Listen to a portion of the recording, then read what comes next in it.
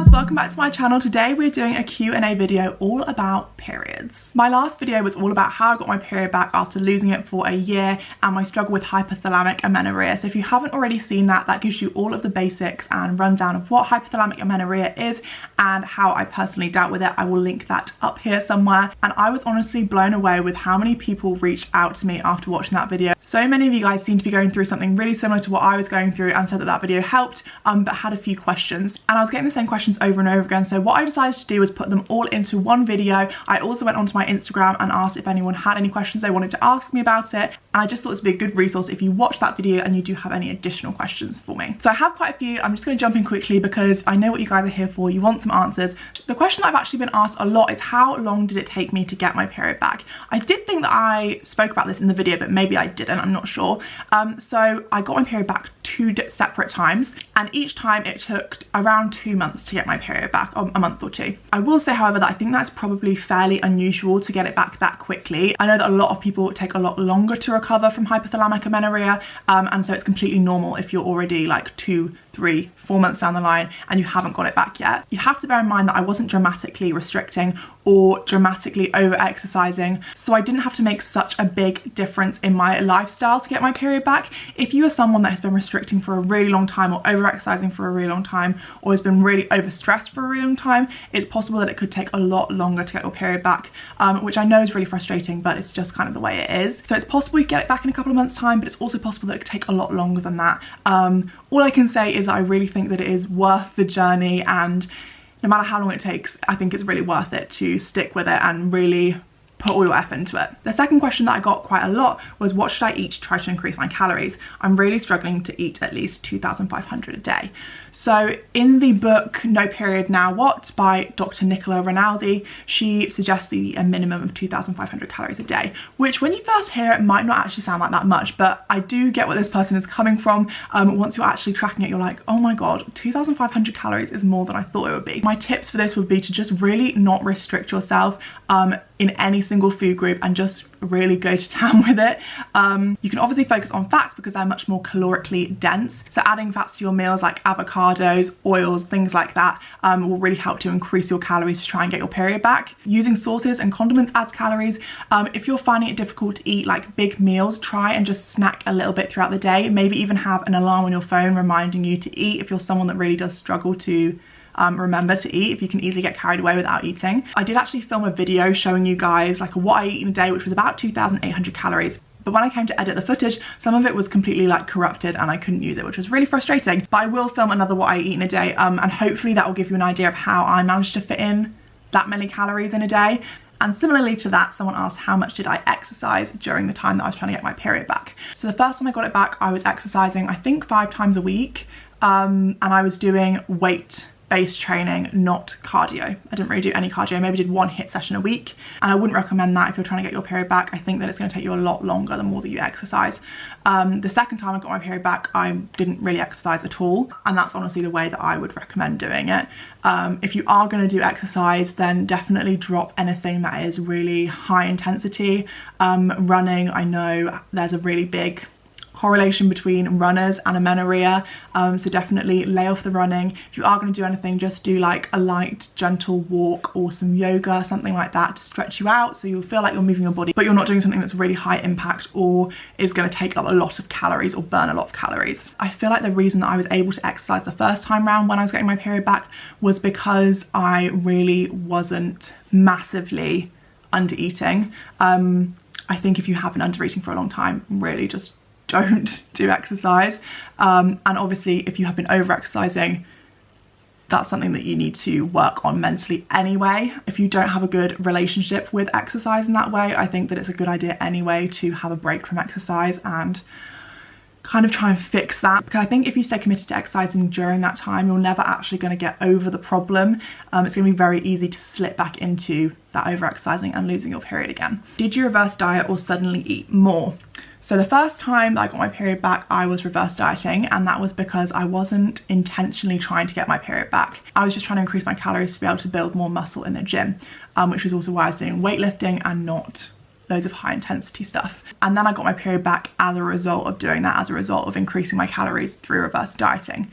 The second time around, I just went all in, started eating loads of calories straight off the bat and wasn't reverse dieting at all. And I mean, it's really up to you which one you do. I think you'll generally find that you're going to get much quicker results if you just go all in, eat all the calories straight away, and don't ease yourself into it. Obviously, you are probably going to have a little bit more fat gain maybe during that. The only issue I have with the whole reverse dieting thing is that I think it's easy when you're reverse dieting for your focus more to be on how much fat you're gaining, or how much weight you've put on, or the way that you look, which I just really, you guys know, is something that I try to avoid.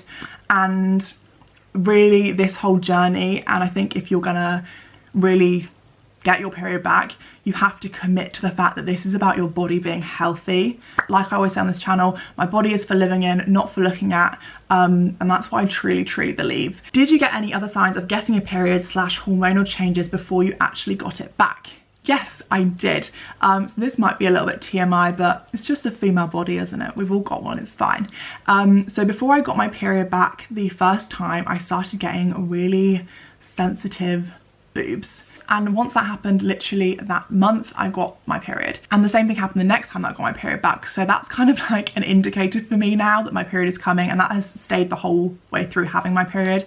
Yeah. It's just what I have now, and I've never experienced that before. Like even having my period when I was younger, that was never a thing. So yeah, I definitely got that before I got my period. I think that was pretty much it. Oh, I also had some major PMS, which I also still have to this day, which is charming, but very much worth it to get a period. How are you feeling mental health wise from this? That is a very kind, lovely question to ask. I'm feeling really good in terms of my period. In terms of life has just been hard. If you follow me on Instagram, you'll probably be aware of that. It's been a hard year, and so from that whole thing, my mental health isn't in the best state. That being said, I'm okay with that. I've been through something really difficult, so it's fine, and you know, I have hope for the future. But in terms of getting my period back, it's been amazing for me mental health wise. Before I got my period back, I was very stressed about not having a period, and it's just something that really worried me and bothered me. So finally getting it back was just like a bit of a weight lifted off my shoulders. Also, the process of getting my period back has also forced me to accept my body as it is, that I don't need to eat less or exercise more to look a certain way. I just need to be healthy, and that's what's most important, and that has been so good for me mental health wise. I have struggled with my appearance, my weight, my body for years and years and years. If you've watched any of my other videos, you'll probably know about that. So the whole process of getting my period back was actually really therapeutic and really fixed a lot of issues that I have in my body. Obviously I still have days where I just think, oh, I don't like what I see, but I'm much better at pulling myself out of that and giving myself a good talking to. So it's been amazing for me mental health wise. I'm not having a period. I quitted the pill in July, and I've been underweight for 2 years and have been underweight until January. How do I recognise the reason of not having my period? I mean, obviously I'm not a doctor. I should have said that at the beginning. I'm not a doctor. I'm not a specialist. I do not know what I'm talking about. I'm only speaking from my own personal experience. So I would say that you should go see your doctor. I think that anyone who is struggling with something like this should go see a medical professional, preferably someone who is a specialist. If you can, go see your GP or your like general doctor, and hopefully they will refer you to a specialist. If not, you can ask for them to refer you to a specialist, and hopefully they will have a better grasp of, you know, what you're going through and can give you some good advice. I would say, because you've been underweight for 2 years, I would expect that it would be hypothalamic amenorrhea, and that you being underweight and not fueling your body with enough calories has maybe caused you to not get your period. That sounds like what it is, but definitely talk to your doctor. I'm going to leave the link for a couple of useful websites, and also the book that I already mentioned, which is No Period Now What by Dr. Nicola Rinaldi, because that was really useful, and obviously she is much more experienced than I am. Were you worried or scared that you'd never get one again? Love you.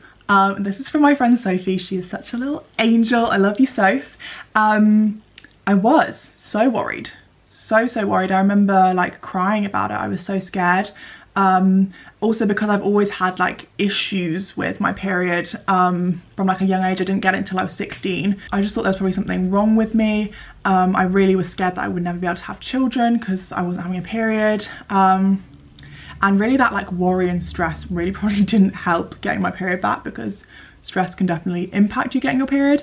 But yeah, I was definitely worried about it, and I'm sure that a lot of people can relate to that, because I've had people reach out and say, you know, that they feel really stressed about it and concerned about it. All I can say is that you're not alone in this. Loads of other people have gone through it. I've gone through it, and I felt the way you felt. When I was watching these videos, I thought that other people would be able to get their period back, but it wasn't in the cards for me, and there was something wrong with me, and that wasn't the case. So hopefully that gives you some kind of hope that there is, you know, light at the end of the tunnel. How do I know it's working? I've been eating lots for months now.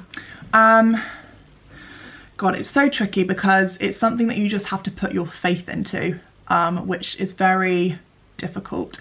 And especially in this day and age where we're used to having things really quickly and really like seeing the progress on something.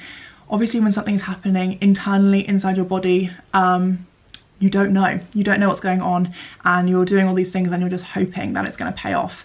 So I think patience is key here. Also, the only other thing I would say is make sure that it is hypothalamic amenorrhea that is causing you to not have a period, because it could be something else, for example PCOS, in which case you want to treat it in a different way. So if you haven't already been to your doctor, go see your doctor, ask them to check for PCOS, check your blood levels, and maybe get a scan. But yeah, if you are sure that it is hypothalamic amenorrhea, it's one of those things that you just have to be really patient with, and unfortunately there's no specific time frame. It's just one of those things, and all you can do is really stay positive and remember why it is that you're doing this and how much it means for you to get your period back.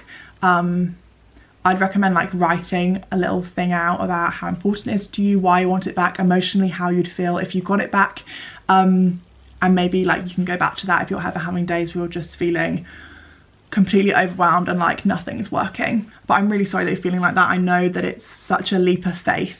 And that was actually the last question. So I hope this video was helpful for you guys and answered any questions that you had about my experience with hypothalamic amenorrhea. Like I said, I've had a lot of you reach out to me on Instagram, DMing me, and you're always welcome to do that. I will always try to answer your questions as much as possible and get back to you as soon as possible. Sometimes they get lost in like my, what's it called, like message requests, but I do try to check that fairly regularly. So I should see it within like a couple of days, and I'll try and get back to you as soon as possible. And also you're always just welcome to reach out to me anyway if you're feeling down or whatever. I love speaking to you guys. It's an absolute privilege, and it's just lovely to get to know you guys a bit better. Like I said, I will leave some useful links down below. Don't forget to check out the original video I did on my hypothalamic amenorrhea if you want my full story and how I kind of realised what I had and how I got my period back, because that will probably be useful for you if you're only just coming to this channel. I hope you guys all have an amazing day. I will see you very soon. Love you lots.